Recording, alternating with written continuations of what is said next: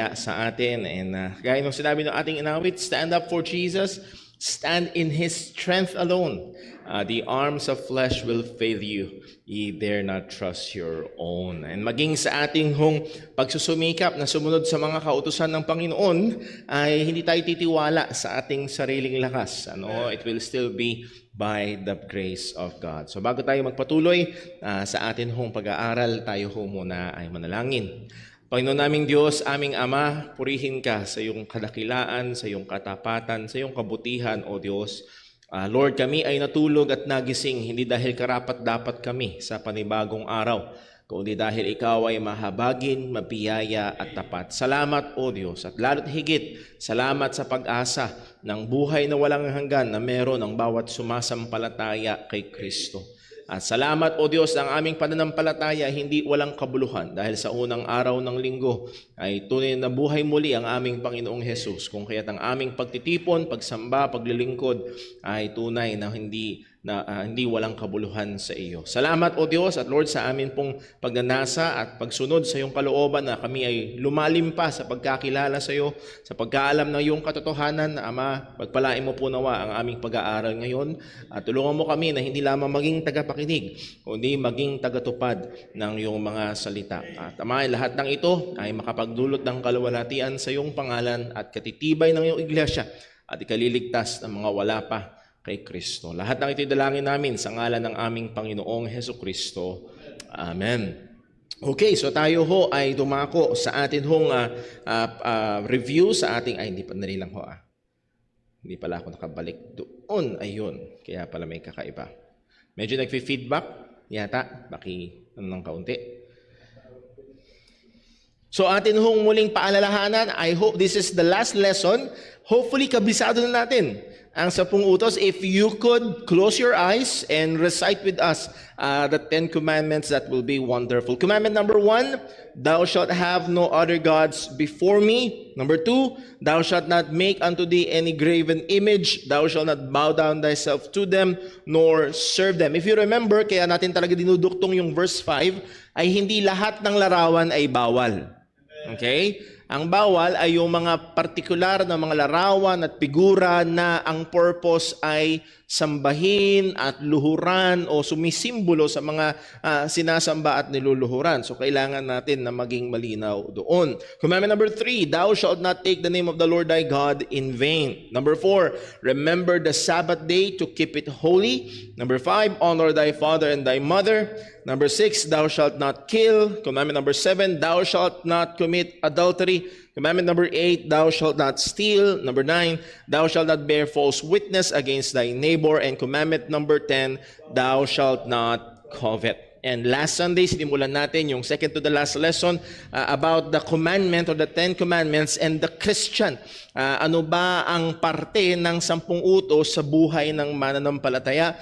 And sa atin introduction, bago tayo nag-went through sa bawat isang commandment, ay nahagingan na natin ang marami dito. Nakita natin na pag binasa natin ang bagong tipan, we can observe that the moral law is commanded and even expounded by Jesus and His apostles as the basis of godly living for believers. Ito yung basihan ng pamumuhay ng makadiyos ng mga mananampalataya. Pag tinignan natin yung mga bilin ni Apostol Pablo sa mga Kristiyano, ano ang kanilang dapat gawin, makikita natin na ito ay nakatungtong pa rin sa mga 10 utos ng Panginoon. At napakaganda nung pinag-aralan natin sa Romans 13 verse 8 na binuod ni Apostol Pablo sa verse 8, Romans 13, owe no man anything. So again, this is our obligation to all men. Yun yung owe no man. Meron tayong obligasyon. Huwag nating pabayaan ang obligasyon natin sa lahat ng tao, unsaved or saved. But to love one another. That is our obligation. To love one another. To love thy neighbor as thyself. Yun yung obligasyon natin. Now, ano niyaan? For he that loveth another what? Hath fulfilled the law. At kung naalala nyo yung ating pinag-aralan dyan, binasa rin natin last Sunday, if you will go back to Romans 13, in-enumerate doon yung thou shalt not commit adultery, thou shalt not kill, and so on, is summarized in thou shalt love thy neighbor. At again, yun yung inuutos sa atin. So, yung pagmamahal, yung utos sa bagong tipan, kasi meron mga, yung Ten Commandments, lumang tipan lang yan sa bagong tipan. Walang utos sa bagong tipan ay mahalin mo ang iyong kapwa gaya ng pagmamahal mo sa iyong sarili. At ito ay yung kabuudan ng 5th hanggang 10th commandment. Now, nung nakaraan, dito tayo umikot sa ating pag-aaral, the danger na merong nagtuturo na ang kautusan ng Diyos, or particular ang moral law, ay wala nang kinalaman sa buhay ng mga Kristiyano. At technical na tawag dyan is antinomianism, galing sa two Greek word, anti meaning against, and nomos meaning law, against law, laban sa kautusan. The word comes from anti and nomos, na kung saan ito ay nagtuturo sa isang doktrina na kung saan ang moral law is not binding upon Christians as a rule of life. Hindi na daw ito. Ang winawagayway nilang madalas ay ang Romans chapter 6 verse 14, we are no longer under the law but under grace. So, pag sinabihan mo, pag nagpakita ka ng mga kautusan ng Panginoon sa salita, halimbawa, nilapitan mo ang kapatid at sinabi mo, kapatid, meron kang ginagawang masama. Ang sabi ng Diyos ganito, thou shalt not bear false witness. Law yan, wala. I'm not longer under the law. At merong mga talagang pumupunta sa ganong kaisipan. Warning, there is an abuse of the doctrine of eternal security that leads to a practical antinomian lifestyle. Muli, yung doktrina ng seguridad, again, hindi natin ninenegate yung katotohanan na totoo. Ang ating salvation ay secured. Totoo ang osas. Once saved, always saved. Totoo yun. Pero pwedeng maabuso yun. Huwag tayo pupunta na, ngayon kahit anong gawin mo, ay ligtas ka pa rin. Ayan. Well, ang dapat, mas magandang statement, once saved, always saved. Now you are saved, be holy. Obey. At yung kaligtasan na yon ay magmamanifest sa pamamagitan ng buhay na sumusunod sa Panginoon. Muli, Romans 6 verse 14, for sin shall not have dominion over you, for ye are not under the law but under grace. And last Sunday, ating tinignan ng mga bagay-bagay na kung saan mga verses before and the verse after nito ay hindi nagpapakita na pwede natin gawin ang lahat ng gusto natin because we are no longer quote-unquote under the law. An honest reading of the context of this verse will quickly destroy any antinomian ideas. Actually, because of a true believer is united in Christ's death and resurrection, yun yung mga sinasabi ni Apostol Pablo in verses previous ng verse 14, sin's rule has been broken. Patay na tayo kasama ni Kristo. So tayo ay malaya na sa rule ng kasalanan. Hindi na tayo alipin ng kasalanan. At tayo ay dapat maging instrumento ng Diyos. Ipagamit na natin yung ating mga katawan, yung ating buhay para maging instrumento ng Diyos sa kabanalan at katuwiran. So anong punto? A true believer can and must pursue a life of righteousness because sin has no more rule over them. At yun. Lalo pang pagnanasa ng pamumuhay ng may katuwiran. Yung katotohanan na tayo ay niligtas ng biyaya ng Diyos, yung katotohanan ng kaligtasan na ito ay hindi pwedeng mawala, ay hindi dapat magtulak sa kaisipan na, pwede ko nang gawin yung gusto ko. Ligtas na naman eh. Kung hindi dapat ito ay magtulak sa kaisipan na, pwede na ako magpakabanal. Sa biyaya at kapangyarihan at dahil ako ay kaisa ng kamatayan at muling pagkabuhay ni Kristo, ay wasak na ang paghahari ng kasalanan at pwede na akong sumunod sa Panginoon. For ye are no longer under the law but under grace. Anong ibig sabihin no longer under the law? We are no longer under the condemnation of the law. Nag-aralan natin yan last Sunday. We are no longer under the curse of the law. And then number 3, we are no longer under the rule of sin. Because nakita natin, as good as the law is the strength of sin. Lalong nangingit-ngit yung kasalanan pag nahandun ang kautusan. Lalong mas active, lalong mas matindi ang kasalanan. Hindi dahil masama ang kautusan, pero dahil ganung katindi ang kasamaan ng kasalanan, at itong kasalanan na ito is wasak na ang kanyang paghahari. We're no longer under the rule of sin. So yun yung ibig sabihin ng we are no longer under the law, but under grace. God's saving grace in Christ is not a license to break the law or live a life free from the law, but rather it is grace to live a life in obedience to the law. Yung biyaya ng Diyos ay biyayang nagliligtas o nagligtas sa atin upang dalhin tayo sa buhay ng merong pagsunod sa kautusan ng Panginoon. So again, ang biyaya ng Diyos ay totally against or in contrast sa antinomian thinking, at hindi ito papasa sa salita ng Panginoon. As we have stated kanina, Romans 13:8, "Owe no man anything but to love one another. For he that loveth another hath fulfilled the law." Verse 9, "For this, thou shalt not commit adultery, thou shalt not kill, thou shalt not steal, thou shalt not bear false witness, thou shalt not covet." Again, that is almost enumerating every 5th hanggang 10th commandment, yung relation natin sa isa't isa. "And if there be any other commandment," wag mo sabihin, yung 1 to 4. "If there be any other commandment," ano pang mga iba mang kautusan? Ano daw? "It is briefly comprehended in the saying, namely, thou shalt love thy neighbor as thyself." Okay? So, inutos yun sa verse 8, to love one another. So, inuutusan pa rin tayo na sundin, gawin ang mga kautusan. "Love worketh no ill to his neighbor, therefore love is the fulfilling of the law." Kaya pag sinabi na, well, basta ang gusto ko lang ay mahalin ang tao, well, anong ibig sabihin nun? Sang-ayon sa Romans 13, it's fulfilling the law. It's a life governed by the law of God. Hindi para tayo maligtas, kundi again, Romans chapter 6, dahil tayo ay iniligtas na. Point, believers are commanded to keep the law. Gusto mo sabihin another way? We are commanded to love one another. And that is the summary of the law. So, nandun pa rin yung ating obligasyon bilang mga mananampalataya sa bagong tipan. So, yes, we cannot be and should not be antinomians. Now, dito tayo pupunta. The 10 Commandments as our, kulang na letter ng A, ng as our expression of love for Christ. And then commandments as our expression of love for Christ. It is not only the expression of our genuine love for others or as believers. We are commanded to love others.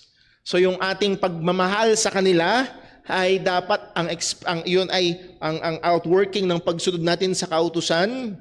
Pero hindi lamang yung pagmamahal sa iba, but it is also our practical demonstration of our love for our Savior. Ito ay praktikal na pagpapakita, pagsasabuhay ng ating pagmamahal sa ating tagapagligtas. Again, very familiar text, John 14:15. "If ye love me," Jesus said, "keep my commandments." Hindi ito optional. Kung mahal natin si Kristo, ay dapat nahandoon ang ating pagnanasa at obligasyon na sundin ang kanyang mga utos. Sabi ni Albert Barnes sa kanyang commentary sa verse na ito, "This is the only proper evidence of love to Jesus. For mere profession is no proof of love, but that love for Him which leads us to do all His will, to love each other, to deny ourselves, to take up our cross, and to follow Him." So muli, ang pagmamahal kay Kristo ay hindi dapat bukang bibig lamang.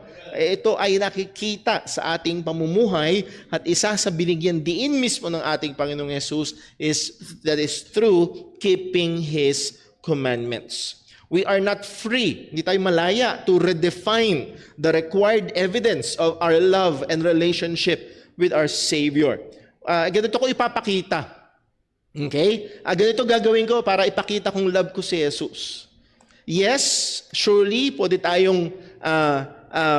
nating kantahin ng napakalakas, "Oh, how I love Jesus." Pwede tayong magsuot ng mga t-shirts na punong-puno ng I love Jesus, iba-ibang kulay, kada araw-araw meron kang iba-ibang t-shirt na laging may I love Jesus. Dati nauso pa yung armband na Army of the One, what WWJD, what would Jesus do, and so on. And pagsuot ka man ng 10 kwintas na may krus at yung iba, yun yung pagpapakita nila ng pagmamahal nila kay Kristo. Or, pwede tayo maglagay ng iktus. Naalala niyo yung iktus? Ang iktus ay Greek word sa fish. At alam niyo yung sign na gano'n, yung parang gano'n na nakadikit sa mga sasakyan, sa mga kung saan-saan.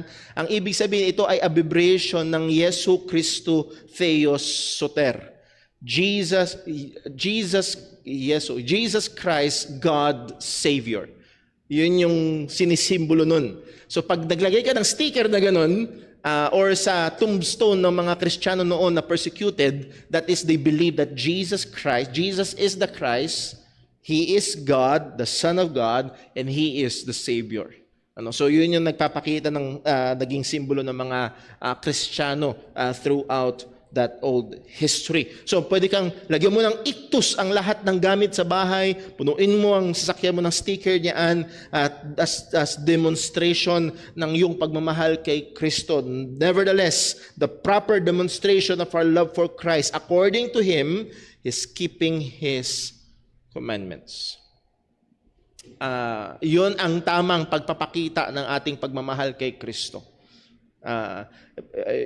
Ang gawin mo mang ang business name mo ay napaka-biblikal, ang pangalan ng mga anak mo ay lahat galing sa Bible, and so on.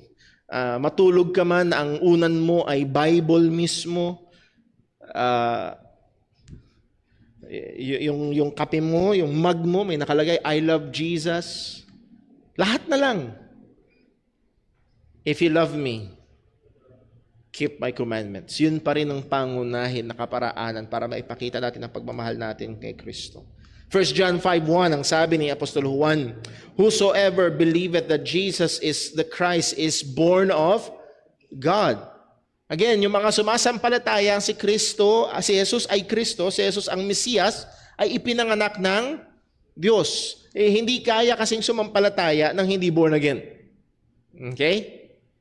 And everyone that loveth Him that begot, loveth Him also that is begotten of Him. Kung sino ba sino ang begotten son? Si Kristo. Yung nagmamahal daw sa Ama ay dapat nagmamahal sa anak. Yun ang ibig sabihin ng second half. Verse 2, by this we know that we love the children of God. Sa pamamagitan nito, nalalaman natin na mahal natin ang mga anak ng Diyos when we love God. Kapag mahal natin ang Diyos and keep His commandments. So, hindi maihiwalay sa pagmamahal sa Diyos, sa pagmamahal kay Jesus, at sa pagmamahal sa kapatiran, ang pagsunod sa Kanyang mga kautusan. For this is the love of God, that we keep His commandments. Ito yung pagmamahal sa Diyos. Yung pagsunod sa Kanyang mga kautusan. Yung word na of dyan ay hindi pagmamahal ng Diyos, kundi pagmamahal sa Diyos. Parang fear of God, hindi yung takot ng Diyos, kundi takot sa Diyos. This is the love of God. This is the love for God. We keep His commandments. And His commandments are not grievous. At actually, isa yun sa goal natin sa ating pag-aaral, na makita natin na hindi mabigat, hindi parusa. Ang 10 utos ng Diyos ay hindi binigay para maging KJ ang ating mga buhay, para maging tanikala at hindi tayo magkaroon ng kagalakan. Actually, dito masusumpungan ang totoong kagalakan. Sabi ni John Gill, keeping the commandments commandments of God is an evidence of love to God. This shows that love is not in word and tongue, in profession only, but in deed and in truth. So keeping the commandments of God is an evidence of love to God. Hindi ito, ito ay damdamin. Hindi ito mechanical na parang robot na I must obey the commandments because I love God. Hindi ito ganun na merong itong damdamin. Pero sana makita natin anumang damdamin. Again, napakadaming gawain ngayon mismong Sunday na ito. Napakadaming gawain sa iba't ibang mga church. Oh, I love Jesus.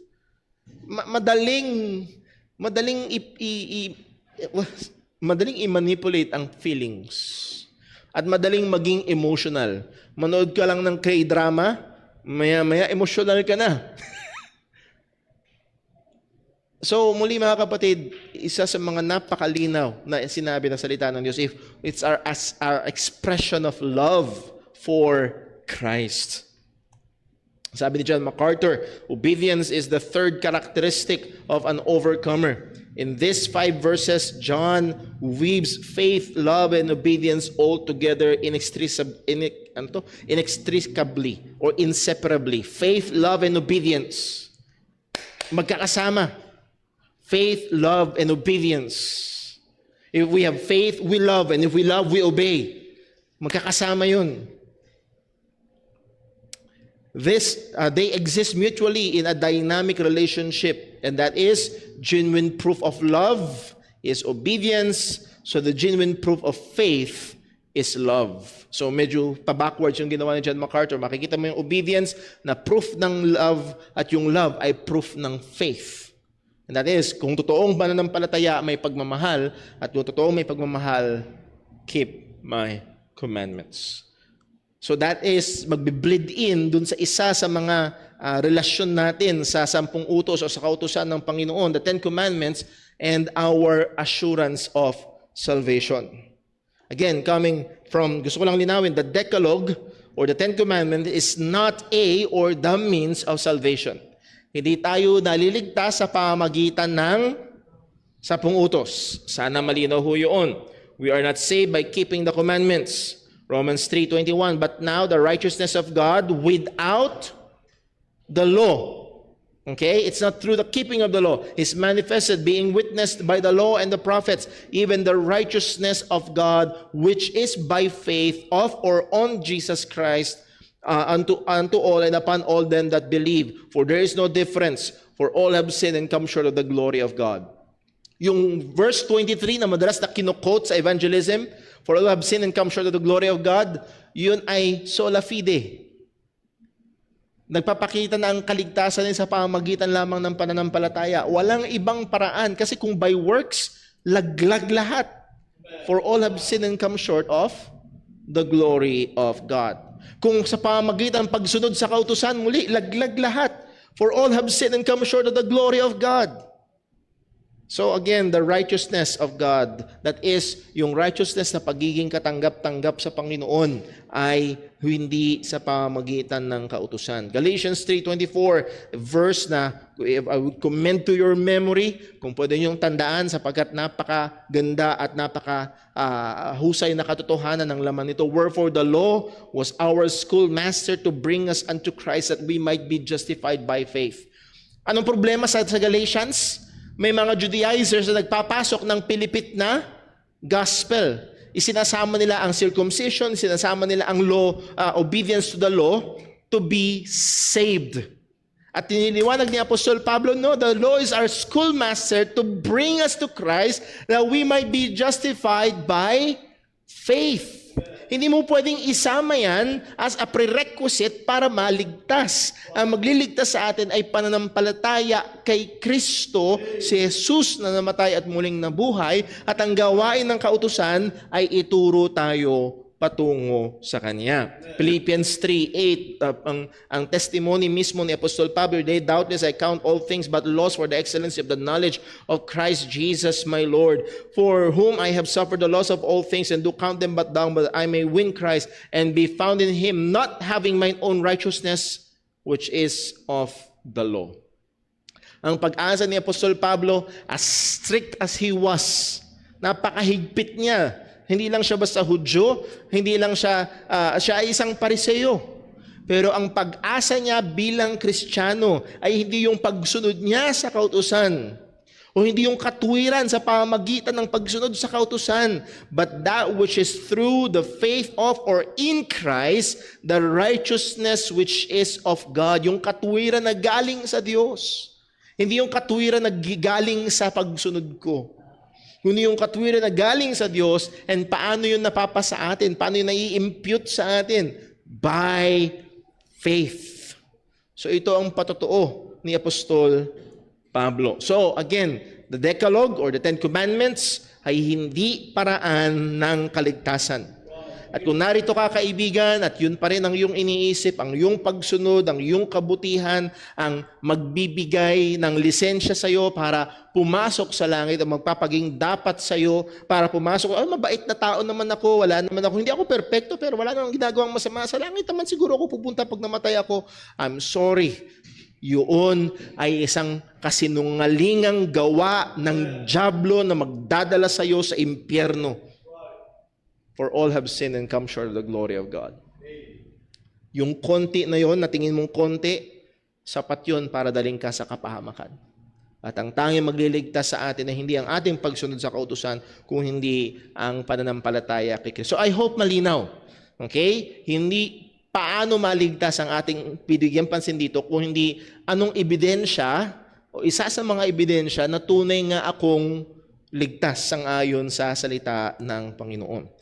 It is clear in the Bible that one of the means by which we can gain and grow in our assurance of salvation, authenticity of our professed faith, is obedience to the commandments of God. Malinaw sa Bible, isa sa mga, okay, I hope maging malinaw, hindi ito lang, kundi isa ito sa mga ibinigay ng mga apostol na paraan para masubok natin kung totoo ang ating pananampalataya. Nagpo-profess tayo, ay ako'y Kristiyano. Paano mo nasabi? Okay? Anong ebidensya? Halimbawa, sasabihin mo, Dok, magaling na ako. Anong gagawin ng doktor? Pa-x-ray ka nga. May ebidensya. Merong proof. Pag sinabi, ako'y Kristiyano, hindi sapat yun. Merong ebidensya. At isa sa mga ebidensya na sinabi ng salita ng Diyos ng pagiging authentic ng tunay na pananampalataya ay pagsunod sa kanyang mga kautusan. 1 John 5:13, ang sabi ni Juan, "These things have I written unto you that you that believe on the name of the Son of God, that ye may know that ye have eternal life, and that ye may believe on the name of the Son of God." Ang sabi ni John, one of the clear and express reason why John wrote this epistle, yung 1 John, is to help believers gain or have a biblical assurance of salvation. Okay, katiyakan. Hindi paano maligtas kung hindi yung katiyakan na ako nga ay ligtas. Yun yung ating binibigyan ng pansin. Assurance, hindi prerequisite kung paano maligtas or means. One of the clear express reason na binigay ni John, bakit niya sinulat ang 1 John? Well, nandun yung paglaban sa mga maling paniniwala. Pero isa sa mga clear na reason ay para, sabi niya, that ye may know that ye have eternal life. Para malaman mo. Para matiyak natin na meron tayong buhay na walang hanggan. So this epistle contains sufficient truths to have assurance of salvation. Isa yun. Again, ang sulat ni John, na 1 John, sabi niya, ay sinulat niya para ang mga Kristiyano ay magkaroon ng assurance. So, sufficient ang nilalaman ng 1 John para ang mga Kristiyano ay magkaroon ng assurance of salvation. Sabi ni John MacArthur, John presents two external categories of tests that demonstrate salvation. Doctrinal, what we believe, and moral, how we live. At napakaganda nung sinabi dito, John presents two external. Pag sinabing external, nasa labas. Hindi siya internal, subjective na, ligtas ako, Kristiyano ako, I can feel it. Yun lang ang basihan ng iba. Merong external na sinasabi ang salita ng Panginoon. Dalawa na pwedeng obserbahan.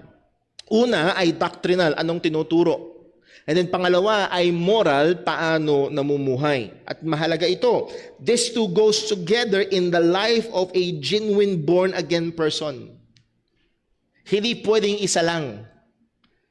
Hindi pwedeng, well, Brother Paul, mahusay yung pamumuhay niya. Pero kung siya ay mali pagdating sa ebanghelyo, mali pagdating sa doktrina ng kaligtasan, hindi siya Kristiyano. Or sabihin nating lumaki sa isang totoong Christian church, for all his life naririnig niya ang tamang gospel. Pero pag tinignan mo yung buhay niya, yung paraan ng pamumuhay niya, may sinasabi si John na pag ganito ang pamumuhay, hindi yan anak ng Diyos. Actually, napaka-direkta ni John. Hindi yan sa Diyos, sa diablo yan. Dahil walang anak ng Diyos na namumuhay sa kasalanan. Please take note, hindi sinasabing ang Kristiyano hindi nagkakasala. Kasi si John din ang nagsabi, if we confess our sins, take note of the pronoun our. Kasama ba siya? Kasama. Kahit ang mga apostol ay aminadong nagkakasala pa rin. So hindi sinless perfection ang evidence ng pagiging Kristiyano. Nakuha niyo ho? Hindi sinless perfection ang evidence ng pagiging Kristiyano. Hindi perfect obedience ang ebidensya ng pagiging Kristiyano. Dahil pag ganun, wala sa ating Kristiyano. Okay? John presents the keeping of God's law as one of the means to know, be assured of, having a genuine relationship with God. Paano mo malalaman na meron kang totoong relasyon sa Diyos, ikaw nga ay born again, ikaw nga ay anak ng Diyos, ikaw nga ay ligtas, may buhay na walang hanggan. Isa sa mga, hindi lang ito, pero isa sa mga pinresent ni John ay ang pagsunod sa kanyang mga kautusan. 1 John 2:3, ang sabi ni John, here and hereby we do know that we know Him if we keep His commandments. Muli, hindi sinasabing hereby we get saved. Sa pamamagitan nito tayo naliligtas. No, hindi yun ang sinasabi ni John. And hereby we do know. Sa pamamagitan nito ay nalalaman natin, nakilala natin siya. At yung word na know, yung second, kasi dalawang beses yung ginamit yung word na know. Hereby we do know. Yung unang know is, meron tayong assurance. Yung pangalawang know is a different usage of know, na kung saan ito ay hindi merely having knowledge, pero ginagamit ito ni John to pertain to a deeper kind of relational, special, and intimate kind of knowing. Kung paanong sinabi ng salita ng Diyos, for whom He did foreknow, He did also predestinate. Hindi lang basta may impormasyon o kilala mo o alam mo yung pangalan. Sinabi rin ng salita ng Diyos, and Adam knew his wife Eve. So that's a very intimate kind of knowing. So hereby we do know that we know Him. Sa pamamagitan nito, natitiyak natin na kilala natin siya. Natitiyak natin na meron tayo totoong relasyon sa Diyos. Another way of saying it, totoo tayong Kristiyano. If we keep His commandments. Muli, hindi ito para maging Kristiyano, pero paano tayo magkakaroon ng katiyakan? Kristiyano nga ba ako? Paano daw? Isa sa mga paraan, sabi ni John, is if we keep His commandments. Sa International Standard Version ng pagkakasabi, this is how we can be sure that we have come to know Him, to know God, if we keep His commandments. That word keep is in a verb, present, active, plural. Ibig sabihin, if we are keeping His commandments, nahandun yung tuloy na pagsunod sa kautusan ng Panginoon. Ito yung direksyon. Ito yung buhay. Muli, hindi perfection. Sana itong makatch niyo ho. Ang pagkakaroon ng assurance at ebidensya ng buhay ng totoong Kristiyano ay hindi perfection kung hindi direksyon. Kasi pag perfection, muli, walang. Kahit si Apostol Pablo, yung gusto kong gawin, hindi ko nagagawa. Yung kong gawin, perpekto ba siya? Hindi. So, hindi yung pagiging perpekto ang ebidensya ng pagiging Kristiyano. Pero yung direksyon Ang sabi ni Pablo, with the mind I desire to serve God. Andun yung desire. At yun ang, yes, na nagkakasala, pero ang kanyang direksyon ay direksyon ng pagsunod sa kautusan ng Panginoon. Andun yung keeping, present tense. Yun yung direksyon ng buhay ng totoong Kristiyano. So anong punto? Keeping the commandments is one of the God-given means to gain assurance of salvation. Ito yung isa sa mga binigay ng Diyos. So muli, bilang Kristiyano, mahalin natin ang kautusan. Hindi to kaaway. At napakasarap na meron tayong assurance. Muli, bantayan natin, hindi ko maalala kung kanino napakinggan, na baka mamaya dumulas tayo sa pursuit of assurance ay makadayain tayo ng kaaway na pursuit of salvation na anong nangyayari. No. Ang isa sa sinabi sa atin is give all diligence to make your calling and election sure. Hindi to be saved, but to know that we are saved. Para malaman natin na tayo ay ligtas. So isa sa mga binigay ng Diyos ay, so mga kapatid, let me put it this way, kaibigan natin ang 10 utos. Kung tayo ay Kristiyano, kaibigan natin ang 10 utos, isa ito sa mga paraan para magkaroon tayo at patuloy tayong lumago sa ating assurance ng salvation. A person's profession of faith is found to be false if it is not accompanied by an active obedience of God's law. Basahin natin ulit, 1 John 2:3. And hereby we do know that we know Him if we keep His commandments. Verse 4, He that saith, I know Him. So meron mga nagsasabi, I know Him. I have relationship with God. I'm a Christian. I'm a child of God. I'm born again. Sinasabi nila. And keepeth not His commandments. Hindi sila sumusunod sa mga kautusan ng Panginoon. Anong sabi ni John? Is a liar. Ano yung liar? Ang sinasabi niya ay hindi totoo. Ano bang sinasabi niya? I know Him. Hindi totoo. Nakilala niya ang Diyos. Hindi totoo na anak siya ng Diyos. Hindi totoo na may relasyon sa Diyos. Kung siya ay hindi wala doon sa pagsunod sa kautusan ng Panginoon, is a liar and the truth is not in Him. Pag sinundan natin sa verse 5, but whoso keepeth His word, in Him verily is the love of God perfected. Hereby know we that we are in Him. That word but is contrast. Contrast dun sa verse 4. Sino yung verse 4? Yung liar. Sino yung verse 5? Yung nagsasabi ng totoo na meron siyang relasyon sa Diyos. Sino daw yun? Whoso keepeth His word. Amen. Yung keepeth His word, yun yung keepeth His commandments. Yun yung context. He that keepeth His word, in Him verily is the love of God perfected. At yung love of God sa context ni John, for God so loved the world that He gave His only begotten Son. Sa context ni John, ang general na gamit niya ng pagmamahal ng Diyos is the saving love of God through Christ.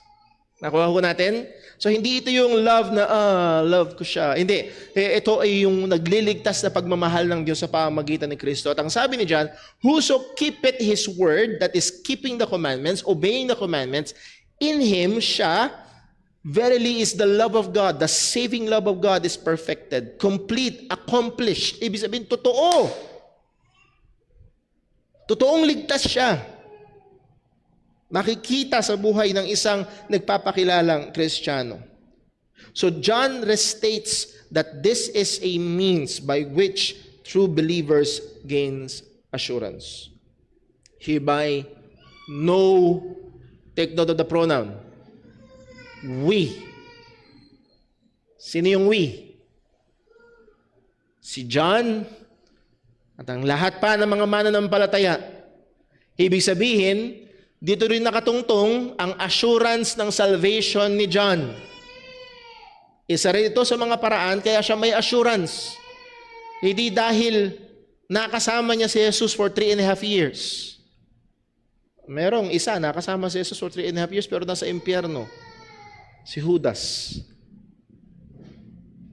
So, hindi porket nasa tamang grupo ka. Okay? So, Hereby we do know that we are in Him. At medyo iniba dito ni John yung language niya, hindi na we know Him, that we are in Him. Nasa Kanya tayo. We are in His sheepfold. Tayo Kanyang mga tupa, tayo Kanyang mga anak. We know hereby, sa pamamagitan nito, nalalaman natin na tayo ay nasa Kanya if we keep His word, He keep His commandments.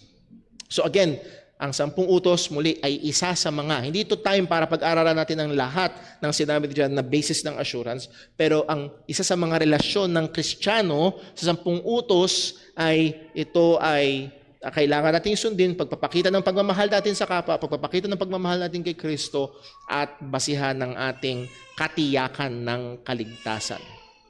Next, the 10 Commandments and Evangelism. At natukso akong i-separate ito ng lesson, pero masyado nang hahaba. The 10 Commandments and Evangelism. The 10 Commandments, let me say it this way, is a friend of evangelism. Kaibigan ng sa termino ngayon, ng soul winning, ang 10 utos. Now, sa konteksto natin, challenge to our evangelism, particularly in the Philippine context, man is inherently self-righteous. Yes? Ang tao, inherently, ang makasalanang tao, ang tingin sa kanyang sarili ay mabuti. Lalo na sa konteksto natin bilang mga Pilipino, which is 70% predominantly ay Roman Catholic, at merong mga ritual, merong mga quote-unquote pagsisimba, may mga gawain na one way or another kapag ang isang tao, kahit nga once a year lang nagsisimba, okay pa rin ako, mabait pa rin ako, wala naman akong ginagawang masama. So muli, ito yung context natin, ito yung isa sa madalas nating hinaharap when we evangelize. Ang tao, generally, ang tingin sa sarili ay matuwid. At problema yon, sapagkat ang sabi ni Jesus sa Mark chapter 2 verse 17, when Jesus heard it, He said unto them, they that are whole have no need of the physician. Ang walang sakit ay hindi kailangan ng doktor, but they that are sick. Sino may kailangan ng doktor? Ang may sakit. At ang sabi, I came not to call the righteous, but sinners to repentance. Sa parito ako, hindi para tawagin ng matuwid. At yun yung mahirap kapag ang tingin ng tao sa kanyang sarili ay matuwid. Hindi siya lalapit kay Kristo. Isa sa matinding problema at hadlang at hamon sa ating pag-e-evangelize ay ang mga tao na ang tingin sa sarili ay matuwid. I came not to call the righteous but sinners to repentance. Add to this, dagdag pa dito, okay, tingin ng sa sarili ay matuwid, the familiarity of many to Christian and gospel terms. Tanggapin mo si Kristo, manampalataya ka sa Diyos, sumunod ka sa Kanya. Pamilyar ito kahit sa again, predominantly Christian country. Ang Pilipinas, sa Roman Catholicism, sa Mormonism, anuman, karamihan ng ating nakakausap, alam nila. Sino si Jesus? Sa tawagin nilang tagapagligtas. Okay? So, pamilyar sila dito. Pag sinabi, nananampalataya ka ba sa Jesus? Sasabi, oo naman, syempre. They are familiar sa mga terms ng Christianity at mga gospel terms. So again, doble ang hamon natin pagdating sa, kumbaga para makita nyo, sa bagong tipan, nung panahon ng mga apostol, ang hamon na ito, hindi nila kilala ang Diyos. Sumasamba sila sa iba't ibang mga Diyos-Diyosan. So ang effort ng mga apostol ay pakilala ang tunay na Diyos. Sa context natin, ang hamon na ito, pamilyar sila sa lengguwahe ng Biblia. Baka may Biblia sila sa bahay, or baka mas marami pa silang alam sa Bible sa atin. So, at ang tingin nila sa kanilang sarili ay matuwid. Warning, the typical approach in evangelism today is asking a person if he or she is a sinner. Yun ang madalas. Tinuro sa amin yun sa evangelism class. PE, personal evangelism. Inaamin mo ba na ikaw'y makasalanan? Yun yung madalas na tanong eh. Inaamin mo ba na ikaw'y makasalanan? Ano ang madalas na sagot? Ito yung madalas, it is often met with a casual and relaxed answer, yes.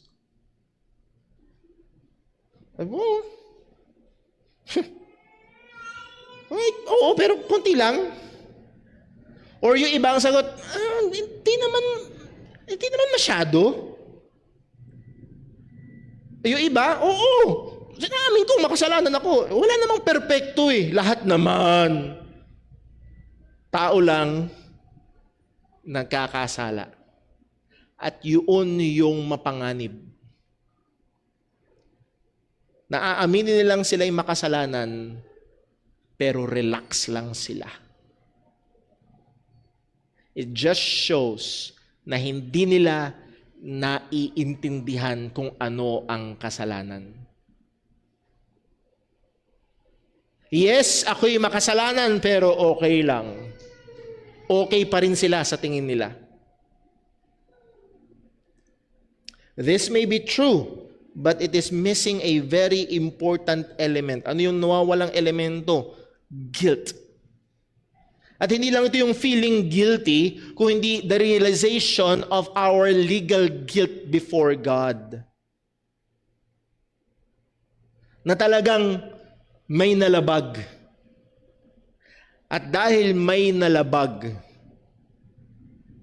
kailangan mong magbayad. Guilt or godly sorrow. Sabi ni Apostol Pablo, 2 Corinthians 7:10, "For godly sorrow worketh repentance to salvation, not to be repented of." Merong uri ng kalungkutan, merong makadiyos na kalungkutan na naglilid sa salvation. But the sorrow of the world worketh death. Meron din namang sorrow ang sanlibutan. Bigyan ko yung halimbawa, madalas sa balita, kapag nahuli yung kriminal, humihingi po ako ng tawad, pasensya na po. Kasi, nahuli. That's sorrow of the world. Merong godly sorrow, makadiyos na kalungkutan dahil nagkasala. With the very description, godly, ang kalungkutan ay nanggagaling sa realization na nagkasala ka sa Diyos. At marami kapag dating sa evangelism, naniniwala ka ba na kayo makasalanan? Oo, lahat naman makasalanan. Walang realization.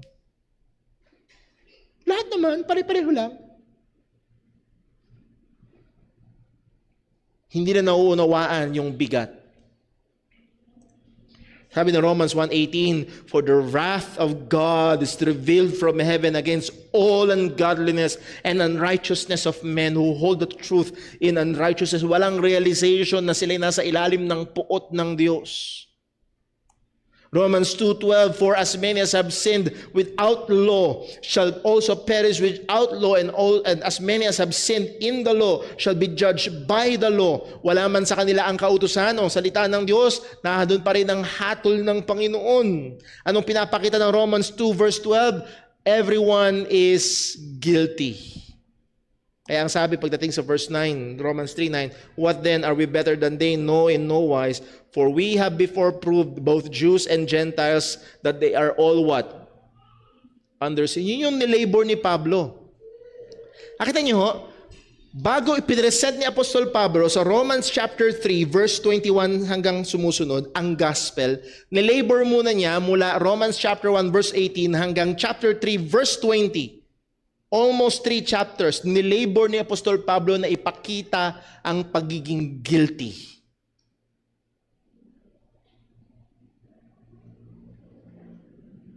At anong ginamit niya?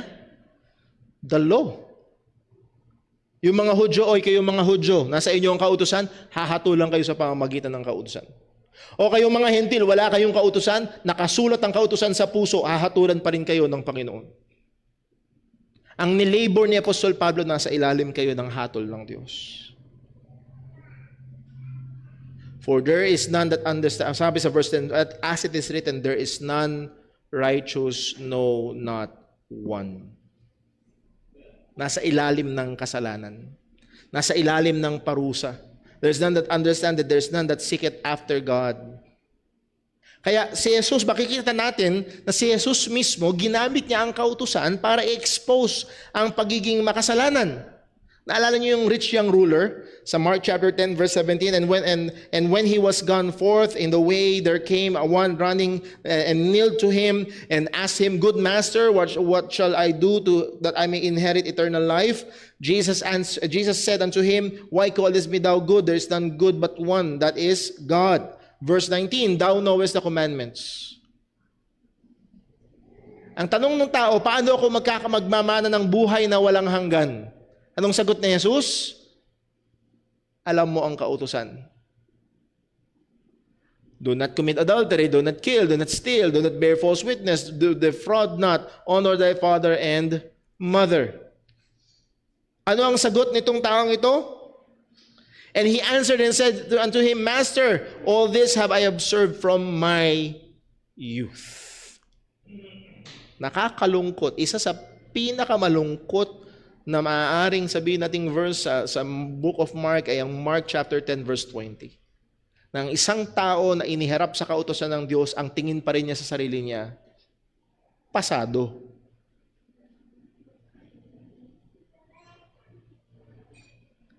Then Jesus, beholding him, loved him, and said unto him, One thing thou lackest, go thy way, sell whatsoever thou hast, and give to the poor, and thou shalt have treasure in heaven, and come, take up thy cross, and follow me. Anong ginawa? Some have used, just a warning, dito mismo sa office na to, kausap ko yung isang dating member ng church na ito, na matagal nang wala. Nasabi niya sa akin, si Kristo nga nagturo ng ibang daan ng kaligtasan . Kasi si Jesus, may nagtanong daw kay Jesus, paano magkaroon ng buhay ng walang hanggan? Ang binigay daw ni Jesus ay 10 Commandments. So ang pinupunto niya sa akin, nung lumang tipan, ng paraan ng kaligtasan ay sa pamamagitan ng kautusan. That is wrong. It's always by grace through faith. Amen. Romans chapter 4, naalala yung pinag-aralan natin, Abraham justified by faith. Abraham before the law justified by faith. David under the law justified by faith. At ang sabi ni Pablo, tayo rin naman under grace justified by faith. Walang justified by works. So some have used this to teach that Jesus is presenting salvation by keeping the law. Can you imagine Jesus Christ na nagsasabing, I am the way, ay nagtuturo ng ibang way? So hindi po pwede.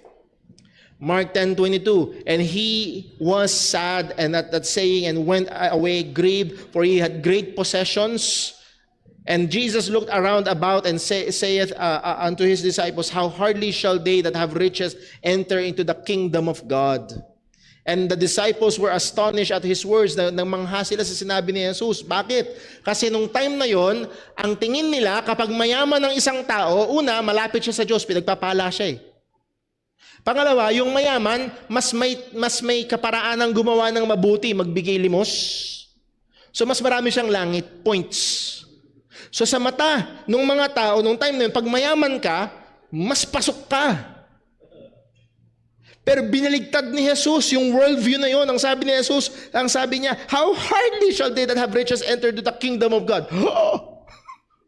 Shocking.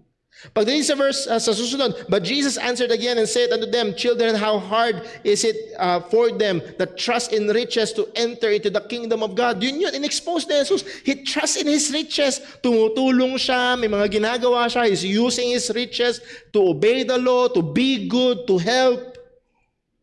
Verse 25, it is easier for a camel to go to the eye of the needle than for a rich man to enter the kingdom of God. That is impossible. Impossible. May chance bang yung kamelyo pumasok sa eye of the needle? And again, hindi yun maliit na gate. Walang ebidensya yun. Wala. Hindi ka, at kung imposibleng pumasok yung kamelyo sa butas ng karayom, ito pa mas imposible. Mas imposible. For the rich man to enter the kingdom of God. Verse 26, anong sabi? And they were astonished out of measure. Nagimbal sila. Yung worldview nila, how to be saved, nagiba. Bang! Anong tanong ng mga apostol? Anong tanong ng mga disipulo? Saying among themselves, Who then can be saved? Yung akala nilang pinaka-pasok, hindi papasok. Sino pang maliligtas? Para ba ganito? Yung hindi kayang buhatin ni Superman. Anong tanong? Sino pang makakabuhat? Di wala. Kung ito ang imposibleng maligtas, sino pa maliligtas? Wala. So si Jesus ay hindi nagtuturo ng salvation by works. Ang ipinapamukha niya doon sa rich young ruler ay hindi yung sundin mo to para malino. Ang pinapamukha niya sa rich young ruler ay hindi mo kaya. At ang ginamit niya primarily para ipakita doon sa taong yun na hindi niya kaya ay ang 10 utos. Pero bulag na bulag ang taong ito na ang tingin pa rin niya, kaya niya.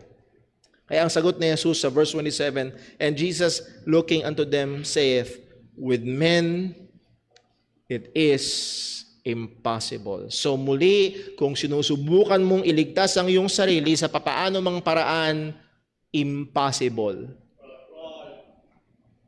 Ang buhay na walang hanggan sa effort ng tao ay impossible. But not with God. Hindi ito imposible sa Diyos. So, ang buhay na walang hanggan ay posible lamang sa Diyos. For with God, all things are possible. Ang Diyos lang. So, para ka maligtas, hindi ka dapat tumingin sa sarili. Para ka maligtas, para kang pulubi, para tayong pulubi na mamamatay na sa gutom at titingin lang tayo sa Diyos. Lord, kung hindi ka magbibigay, mamamatay kami.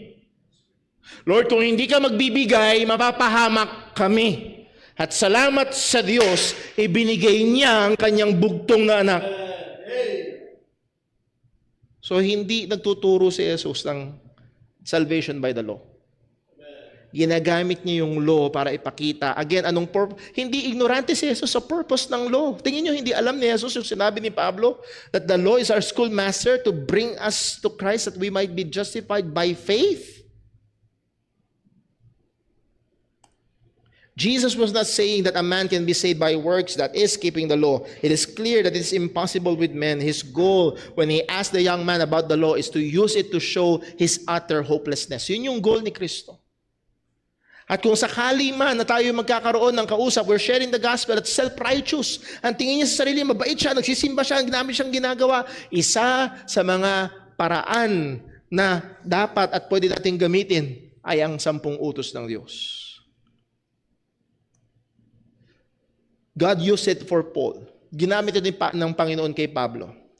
Paul was a Pharisee, sabi niya mismo sa Acts 6:26 verse 5, which knew me from the beginning, if they would testify that after the most straightest sect of our religion, I lived a Pharisee. So sa pinakamahigpit, hindi lang siya yung nasa tugatog ng pinakamahigpit. Si Pablo yon. Pero anong sabi? Paano di-describe ni Pablo yung kanyang sarili? Concerning zeal, persecuting the church, touching the righteousness which is of the law, blameless. Pag tinignan mo si Apostol Pablo, listen, pag tinignan mo si Apostol Pablo at tinignan mo ang kautusan, wala kang maipupula. Anong ginamit ng Diyos? Yung kautusan niya na pumapatungkol sa hindi nakikita. According to Paul, he gained a true understanding of his sinfulness by the law. Romans 7 verse 7, what shall we say then? Is the law sin? God forbid. Nay, I had not known sin but by the law. Anong ginamit ng Diyos para maunawaan niya ang kanyang pagiging makasalanan? Law.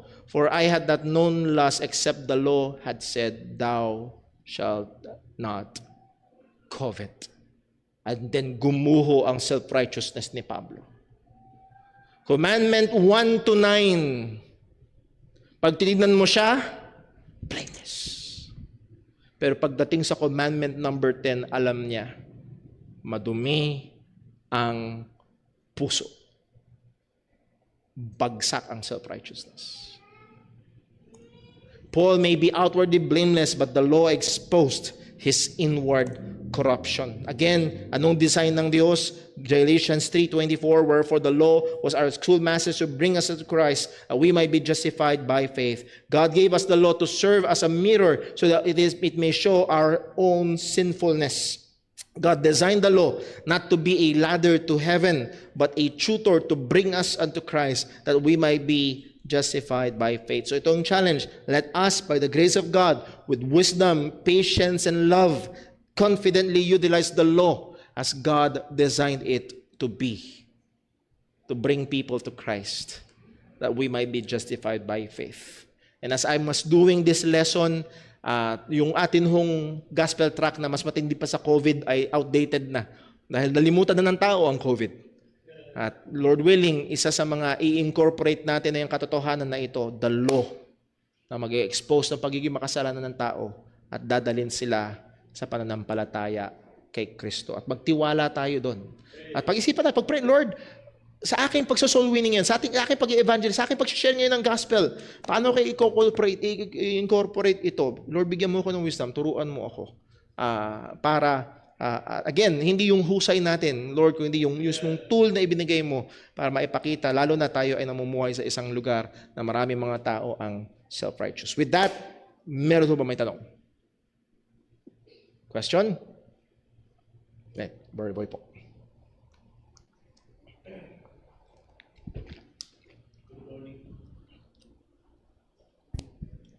Magandang umaga po sa ating lahat. Morning po. Merong mga nag-aangking Kristiyano, tama ang aral unto salvation, tama ang ebanghelyo, pero knowledge, Yes. but not true faith. Opo. Kasi yung osas, totoo lang yon kung tunay ng ligtas. So, totoo po ang pananampalataya. Opo. Once saved, yung saved forever talaga yon, ano? Opo. Paano nga knowledge lang? Natin na merong tila tunay pero walang true faith but knowledge. So they believe they are saved. They have false hope, Assurance. false assurance. Opo. How can we identify these false Christians sa true? Well, mahabang ano ho yan. Isa, as we have studied ho kanina, ay nahadon yung pagsunod sa kautusan ng Panginoon.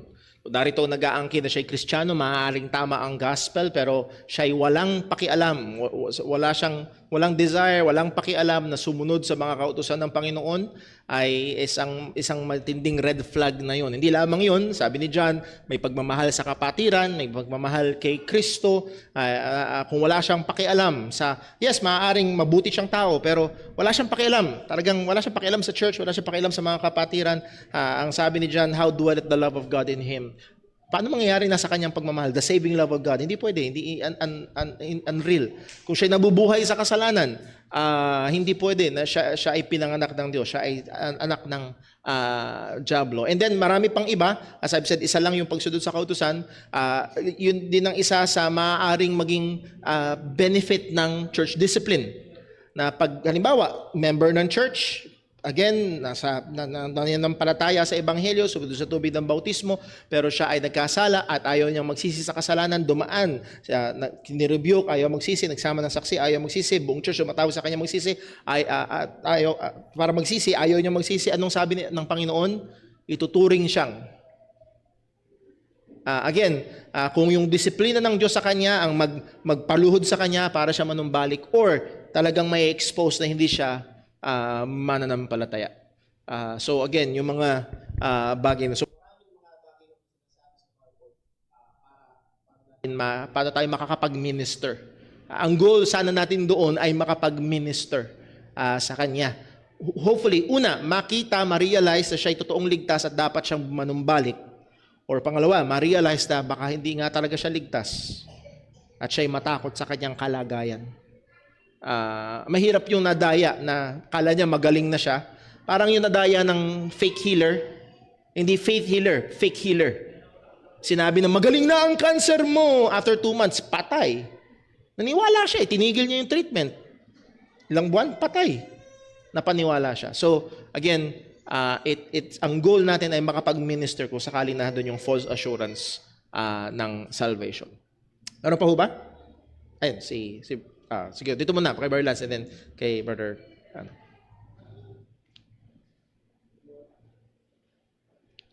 switch po, ayan. Switch po pataas. Ayan po. Hello, hello. Good morning po sa lahat. Ano ko lang po, bibigyan ng linaw. Yung sinasabi po tungkol dun sa, yung, nyari, pinapakita natin na Kristiyano tayo, paano natin ito mailalabas? Di ba, ang pananampalataya ay hindi siya yung, yung emotion, hindi siya yung nararamdaman lang, kundi pinapakita mo talaga. Kung katulad nga nung nagkakaroon tayo ng halimbawa, gaya ng may na-idol tayo na magaling mag-basketball, gaya ni Michael Jordan, nila Kerry, di ba makikita natin yung emotion nila, pinapakita nila doon sa ina-idolize nila. Tayo ba bilang isang nag-a-idol tayo sa Panginoong Jesucristo, hindi ba nakakatulong ito yung ating emotion, lalo na sa social media, yung papakita natin yung kunyari, sinasabi ng central figure, central point ng Biblia, sino ba yung dapat? Ano ba yung Hebrew chapter 13 verse 8, di ba? Jesus the same yesterday, today, and forever. Okay. Kung ipapakita naman natin siya sa pamamagitan niya sa damit, sa social media, pinalagay natin yung mga verses, hindi ba ito nakakatulong sa atin na ipakita natin sa kanila yung larawan ng ating pananampalataya sa kay Kristo lamang, hindi sa isang reliyon? Hindi ba ito kasi minsan may point tayo na kagaya po ng pagpapaliwanag ng mga theologian na hindi mo ipapakita na kung lahat ng ginagawa mo, mayroon Jesus, mayroon kang Bible na lalo sa pagsasalita mo, magaling ka sa verses. Hindi ba tayo kayang lituhin ng mga minsan nag-a-appoint na huwag natin gamitin yung ganong mga sign o signature na makikita sa atin? Hindi mo malakit ko, Pastor. Yung kamukha nung binanggit mo po kanina na tayo, minsan nakikita sa atin yung kahit pagtulog, natin yung Bible, kahit pa inuunan pa natin yan, ginagawa natin yung, pag nasa social media tayo, yung account natin, mapakitaan natin na Word of God, ganon. Yung parang nakikita sa atin na talagang loyalty tayo. Siguro kaysa dun sa magpo-promote ba, ang pagpo-promote ng mga signature ay gaya ng Nike, sila Manny Pacquiao, ginagamit yun. Pero sa atin, sa Bible, pag pinapakita natin na ganun tayo, hindi ba iyon ay mas maganda kaysa mag-promote tayo ng damit na nakalagay, The Monster, kaysa makita sa atin, di ba? Sige, thank you very much po. Natingin ko, nagigets ko na. Hindi ko sinabi kanina na masama na magsuot ng t-shirt na I love Jesus. Wala akong ganun. Pero hindi yun ang paraan ng pagpapakita natin ng pagmamahal sang-ayon kay Kristo Jesus. Ano man ang ating damit, hopefully yung pananamit natin na nagpapakita ng pagmamahal kay Kristo. Again, ang bilin ng Panginoon, lalo na sa kababaihan, ay modest apparel. Isang damit na may kahinhinan. So, yung damit na may kalaswaan ay hindi nagpapakita ng pagmamahal sa ating Panginoon. Ang ninegate ko lang ay yung iba na ang kanilang quote-unquote pagmamahal kay Kristo ay panglabas na lamang. Na nahandoon yung mga naka-sticker or nabanggit nga, social media. Again, kung post ka ng postman sa social media ng patungkol sa Bible verses, pero kung walang pagsunod sa kautusan, yun ay hindi pwedeng pamalit. Hindi yun pwedeng pang tapal. So hindi ko sinasabing huwag gawin. Pero i-check natin. Baka mamaya ay yung ating quote-unquote pagmamahal kay Kristo ay panlabas na lamang at walang praktikal na pagsunod. Dahil muli, may gamit yun, yung ating patotoo sa mga hindi mananampalataya. Nawa, makita. And I hope, ang pagmamahal natin kay Kristo ay hindi lang nila nakikita sa t-shirt natin, kung hindi sa pamumuhay natin. Kung paano tayo gumagawa, nakikipagrelasyon sa kanila. So, I hope na po yun. Last na lang po siguro, then magbe-break time ho tayo for the lack of time. Thank you po. Paki-on na lang po. Magandang umaga po sa lahat. Good morning po. Ang tanong ko lang po ay gusto ko lang pong yung malinaw na gusto ko lang pong malinawan. Halimbawa po tayo ay ligtas na, sumasampalataya na tayo kay Kristo. Okay. Nasa atin na po ang noon. Okay. Si Banal na Kristo. Espiritu. Oh. Nasa atin na rin po yung banal na Espiritu. Opo. Pagkatapos po, nakagawa tayo ng kasalanan Okay. na maaring maghiwalay sa Diyos. Tayo po ba ay ligtas pa rin?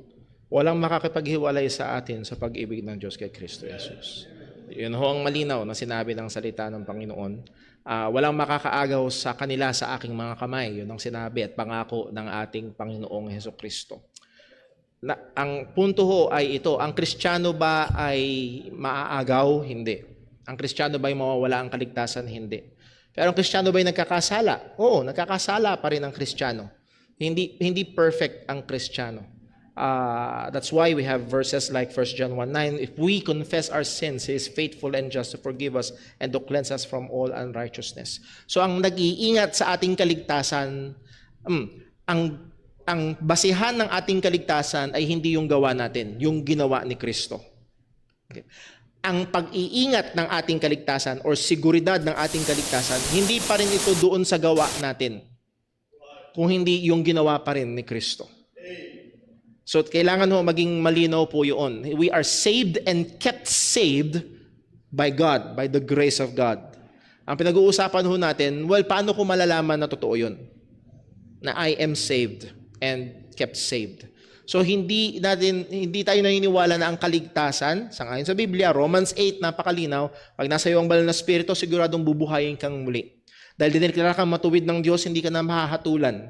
Dahil si Kristo ay namatay, muling nabuhay, nasa kanan ng Ama na mamagitan para sa atin, sino pang makakapaghabla sa atin? Sino makakapaghiwalay sa atin sa pag-ibig ng Diyos kay Kristo Jesus? So Romans chapter 8 is very solid sa security ng ating salvation.